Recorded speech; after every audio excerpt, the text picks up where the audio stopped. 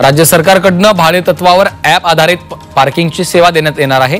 त्यामुळे स्वतःकडे पार्किंगची व्यवस्था नसली तरी गाडी खरेदी करता येईल असं धोरण तयार करण्याचे निर्देश मुख्यमंत्री फडणवीसांनी परिवहन विभागाला दिलेत। परिवहन भवनाच्या भूमिपूजनाच्या कार्यक्रमात फडणवीस बोलत होते। राज्यातील बॉर्डर चेक पोस्ट बंद करण्यासाठी 15 एप्रिलपर्यंत आराखडा तयार करण्याचे मुख्यमंत्री फडणवीसांनी निर्देश दिलेत। राज्यातले 24 चेकपॉइंट 15 एप्रिलपर्यंत सर्व बंद करण्याचे आदेशही दिले असून देशभर जीएसटी लागू असल्यामुळे सीमा तपासणी नाक्यांचं म्हणजेच चेकपॉइंटचं महत्त्व कमी झाल्याचं त्यांनी म्हटलं। भविष्यात व्यापार वृद्धीसाठी आणि माल वाहतुकीला चालना देण्याच्या उद्देशानं चेकपॉइंट बंद करणं अनिवार्य ठरणार असल्याचं 15 एप्रिलपर्यंत या संदर्भातला प्रस्ताव सादर करावा असं मुख्यमंत्र्यांनी सांगितलं।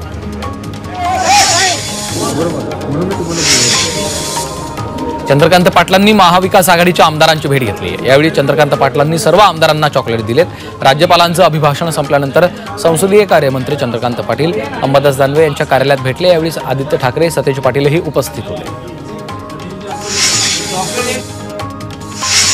विरोधी पक्षनेते पदाबाबत आमदार रोहित पवारांनी प्रतिक्रिया दिली आहे। विरोधी पक्षनेते पदावरनं आमच्यात रस्सीखेच नाही, लवकरच विरोधी पक्षनेत्याच्या नावाची घोषणा होईल असं रोहित पवारांनी म्हटलंय। राज्यातील कायदा सुव्यवस्थेवरनं काँग्रेस नेते विजय वडेट्टीवारांनी सरकारवर निशाणा साधला। राज्यात कायदा आणि सुव्यवस्थेचे धिंडवडे निघाले असून गृहमंत्र्यांचा धाक राहिलेला नाही अशी टीका त्यांनी केली आहे। तर गुन्हेगारीमध्ये महाराष्ट्र बिहार आणि यूपीला मागे टाकतोय अशी टीकाही त्यांनी केली आहे। विधानसभा अध्यक्ष राहुल नार्वेकर, मुख्यमंत्री देवेंद्र फडणवीस, उपमुख्यमंत्री अजित पवार आणि कृषी मंत्री माणिकराव कोकाटे यांच्यामध्ये बैठक झाली। विधिमंडळातील विधानसभा अध्यक्षांच्या दालनात ही बैठक पार पडली आहे। चारही नेत्यांमध्ये बंद दाराआड चर्चा झाली आहे।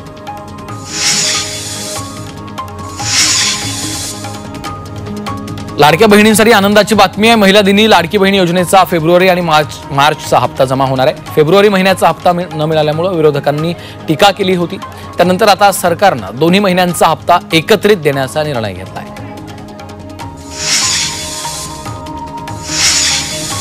भारतीय शेअर बाजारामध्ये घसरणीचं सत्र सुरू असताना सोन्याचे आणि चांदीच्या दरात तेजी सुरू आहे। आठवड्याच्या पहिल्या दिवशी सोनं आणि चांदीच्या दरात वाढ झाली आहे। दोन्हीच्या एप्रिलच्या वायद्यामध्ये तेजी पाहायला मिळाली। 10 ग्रॅम सोन्याचे दर 84,550 रुपयांपर्यंत पोहोचलेत। चांदीच्या वायद्याचे 1 किलोचे दर 94,750 रुपयांपर्यंत पोहोचलेत।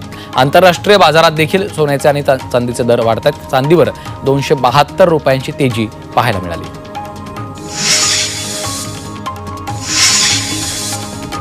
मुंबईकरांनी बाईकला पसंती दर्शवली आहे। मुंबई शहरात पार्किंगची समस्या आणि वाहतूक कोंडीतनं बाहेर पडण्यास बाईक उपयुक्त ठरते।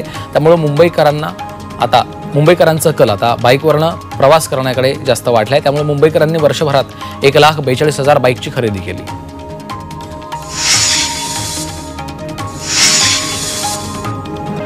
महाराष्ट्रानं शहरी लोकसंख्येत उत्तर प्रदेशला मागे टाकलं। झपाट्यानं शहरीकरण होत असलेला महाराष्ट्र हा सर्वाधिक शहरी लोकसंख्येचं राज्य म्हणून पुढे आलाय। राष्ट्रीय लोकसंख्या आयोगाच्या अहवालात ही माहिती समोर आली आहे। बीएमसीनं मुख्यालयाच्या इमारतींमध्ये सुरक्षा वाढवण्यासाठी एआयवर आधारित कॅमेरे बसवले जाणार आहेत, ज्यामुळे चेहऱ्यांची ओळख पटवणं, अज्ञातांचा मागोवा घेणं सहज शक्य होणार आहे। यासाठी 18.21 कोटी रुपयांची तरतूद करण्यात आली आहे। सी लिंक कनेक्टर सुरू झाल्यानंतर कोस्टल रोडवर दररोज 4,000 वाहनांची भर पडते। वांद्रे वरळी सी लिंक आणि मुंबई कोस्टल रोडला जोडणारा दक्षिणेकडचा पूल सुरू होऊन 1 महिना झालाय। महिनाभरात 24,375 वाहनांनी कोस्टल रोडनं प्रवास केलाय।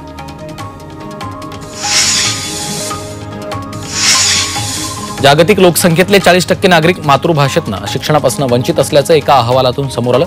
संयुक्त राष्ट्रांच्या शैक्षणिक, वैज्ञानिक आणि सांस्कृतिक संघटनेच्या एका पथकानं हा अहवाल प्रसिद्ध केलाय। विविध देशांमध्ये मातृभाषेच्या भूमिकेबद्दल समज वाढलाय। स्थलांतर वाढल्यानं 31 दशलक्षांहून अधिक विस्थापित तरुणांना शिक्षणात भाषेच्या अडथळ्यांशी संघर्ष करावा लागतोय असं अहवालात म्हटलंय।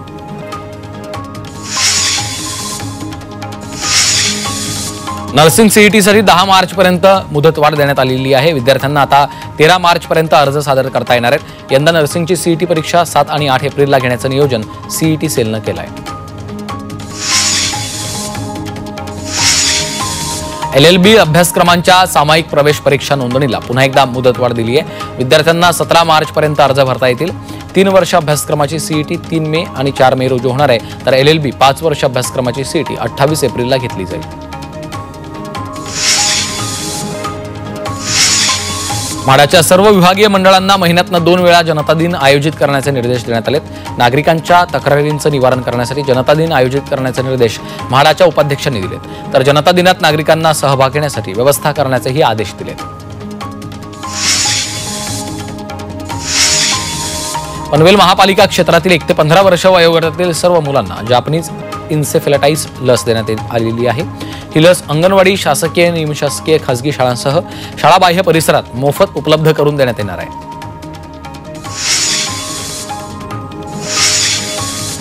ओला इलेक्ट्रिक कंपनीनं वाढत्या आर्थिक तोट्याला नियंत्रणात आणण्यासाठी पुन्हा एकदा नोकर कपात करण्याचा निर्णय घेतलाय।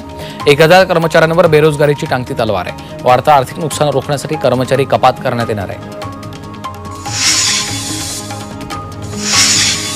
मुंबई महानगरपालिकेनं वर्षभरात 5000 कोटींची मालमत्ता कर वसुली केली।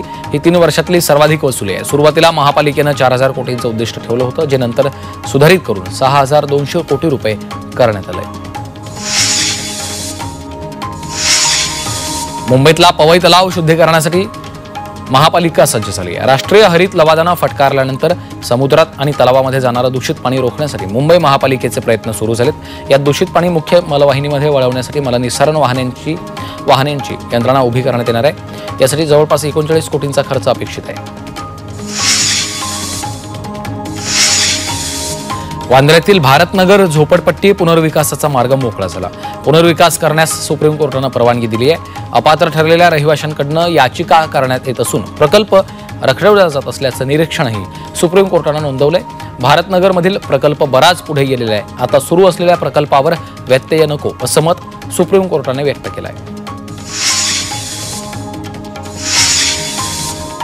छत्रपती शिवाजी महाराजांचं पहिलं मंदिर भिवंडीतल्या मराठे पाड्यात उभारलं जात आहे। शिवक्रांती प्रतिष्ठानचे प्रमुख राजाभाऊ चौधरी आणि त्यांच्या सहकाऱ्यांनी तब्बल 7 वर्षांच्या अथक प्रयत्नातून हे भव्य मंदिर साकारलेलं आहे। रायगड शिवराज्याभिषेक आयोजन समितीनं नुकतीच या मंदिराला भेट दिली।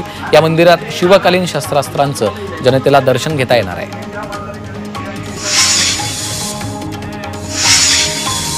नानासाहेब धर्माधिकारींच्या 103व्या जयंतीनिमित्त शहापुरात स्वच्छता अभियान राबवण्यात आलं। या दरम्यान शहापुरातील 5 टन कचरा जमा झाला। सदस्यांनी शहापुरातील विविध भागात जाऊन सरकारी कार्यालय, ग्रामपंचायत, प्रशासकीय कार्यालय, बसस्थानक अशा अनेक ठिकाणी स्वच्छता मोहीम राबवली आहे। पालघरमध्ये नानासाहेब धर्माधिकारी प्रतिष्ठानच्या वतीनं स्वच्छता मोहीम राबवण्यात आली आहे। या मोहिमेत हजारो अनुयायांनी रस्ते, सरकारी कार्यालय, रेल्वे स्थानकं, समुद्रकिनारे अशा परिसरामध्ये स्वच्छता केली आहे। या प्रतिष्ठानच्या वतीनं स्वच्छ भारत अभियानाला पाठबळ देण्याचं काम करण्यात येत आहे। कल्याणमधील मानिवली गावात अखंड हरिनाम सप्ताहाचं आयोजन केलं होतं। या कार्यक्रमात वारकरी आणि भाविक मोठ्या संख्येने सहभागी झाले। तर टाळ मृदंगाचा गजर आणि हरिनामाच्या जयघोषात ज्ञानेश्वर माऊलींची पालखी काढली आहे। कल्याण स्टेशन परिसरात स्मार्ट सिटी अंतर्गत उड्डाणपुलाच्या कामासाठी वाहतुकीत मोठा बदल केला। स्टेशन परिसरामध्ये जड वाहतूक बंद करण्यात आली आहे, तर वाहतूक पोलिसांनी नव्या नियमानुसार अंमलबजावणी आजपासून सुरू केली आहे। मुंबई विद्यापीठाच्या स्पेलिंगमध्ये मिस्टेक झाल्याची धक्कादायक घटना घडलेली आहे। विद्यापीठाच्या प्रमाणपत्रावर मुंबईऐवजी मुमाबाई असं छापण्यात आलं। 7 जानेवारीला झालेल्या दीक्षांत समारंभात विद्यार्थ्यांना मुमाबाई लिहिलेल्या पदव्या दिलेल्या आहेत, त्यामुळे गोंधळ झालाय।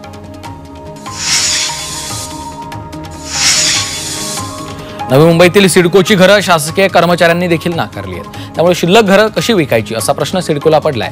प्रायव्हेट घरांच्या तुलनेत सिडकोची घरं महाग असल्याचा आरोप विविध स्तरातनं केला जातोय।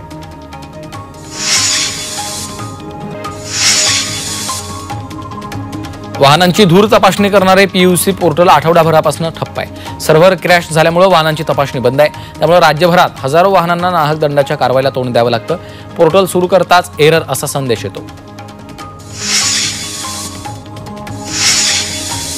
पीओपी बंदी विरोधात मंडळ मूर्तिकार संघटना आक्रमक झाली आहे। ठाणे जिल्हा समन्वय समितीनं पीओपी बंदी विरोधात फेरविचार न केल्यास संघटनांनी घंटानाद आंदोलनाचा इशारा दिला, तर पालिकेवर मोर्चा काढण्याचा इशारा समितीनं दिला आहे। ठिकठिकाणच्या खोदकामांचा मुंबईकरांच्या डोक्याला ताप झालाय। खोदकामामुळे प्रदूषणात वाढ होते, तर अनेक ठिकाणी वाहतूक कोंडी होताना पाहायला मिळते। याचा मुंबईकरांना नाहक त्रास सहन करावा लागतोय। नागरिकांना विविध आजारांची लागण होतीये।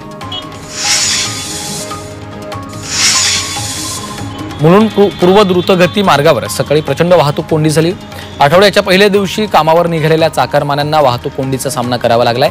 सिग्नल यंत्रणा आणि वाहन बंद पडल्यामुळे वाहनं अडकून पडली होती. ठाणे ते मुलुंड ऐरोली दरम्यान वाहनांच्या लांबच लांब रांगा लागल्या.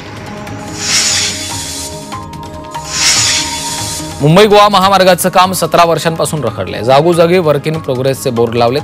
राजकारण्यांकडून प्रत्येक वर्षी महामार्ग सुरू करण्याबाबतची डेडलाईन दिली जाते. मात्र रस्ता कधी पूर्ण होणार असा सवाल कोकणातले नागरिक विचारतायत. मुंबईत जीबीएसवरील उपचारासाठी दरवर्षी 50हून अधिक मुलं विविध रुग्णालयांमध्ये उपचारासाठी येत असल्याचं समोर आलेलं आहे.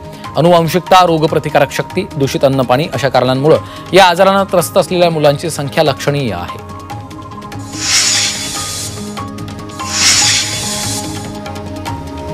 मुंबईच्या जेजे रुग्णालयामधील बदली कामगारांना कायमस्वरूपी सेवेत ठेवलं जाणार आहे. वॉर्ड बॉय, आया, सफाई कामगार आणि अन्य चतुर्थ श्रेणीतल्या कर्मचाऱ्यांना कायमस्वरूपी सेवेत रुजू होतील. मुंबई उच्च न्यायालयानं हा महत्त्वाचा निकाल दिला आहे.